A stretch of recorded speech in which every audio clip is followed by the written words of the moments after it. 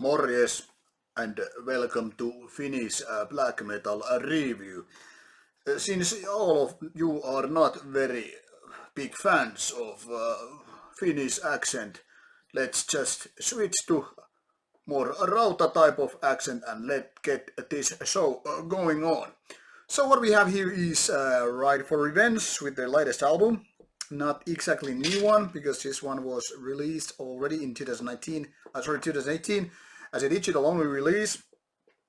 But this is now on CD for the first time 2019, 20th of June. Curious me and possess me. This is the only thing what we have here on the inside of the layout. Outside what we have here obviously is track listing and the legendary Ride for Revenge symbol.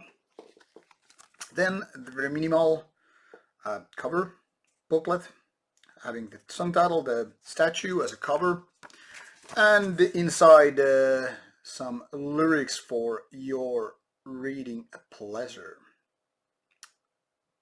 There you go.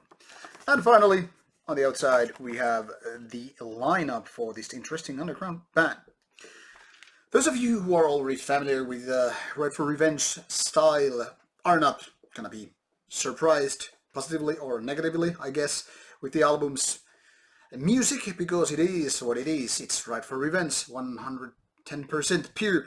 That is very experimental, very raw, very primitive black metal, and not following all those rules of rock and roll, first, second, or third wave black metal, but creating their own path, both good and bad.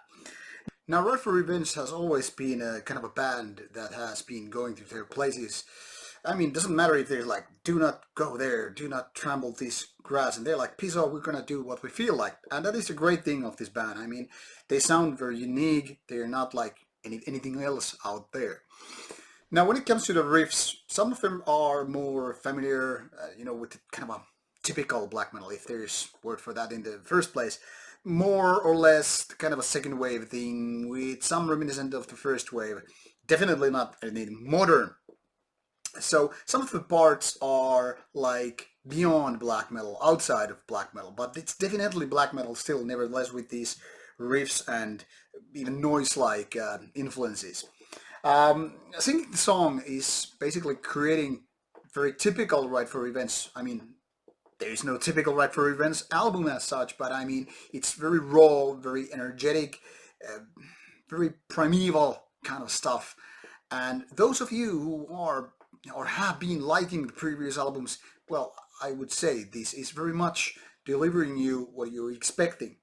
Now, people who have hard time getting into the same boat with Right for Revenge are not gonna, probably that is, are not gonna enjoy this album, because this is not gonna change anything in that respect. This is very ugly, very unattractive black metal in so many ways, and there are lots of repetition. There is kind of like droning feelings, noise-like feeling, and all that is kind of too much for some people to swallow.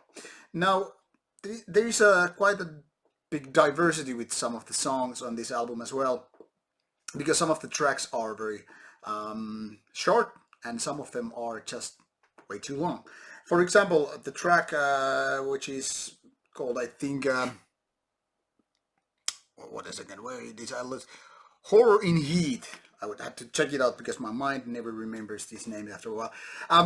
It's like 16 minutes and more, and to me there is too much repetition with the track, because it's very drony, it's very noisy.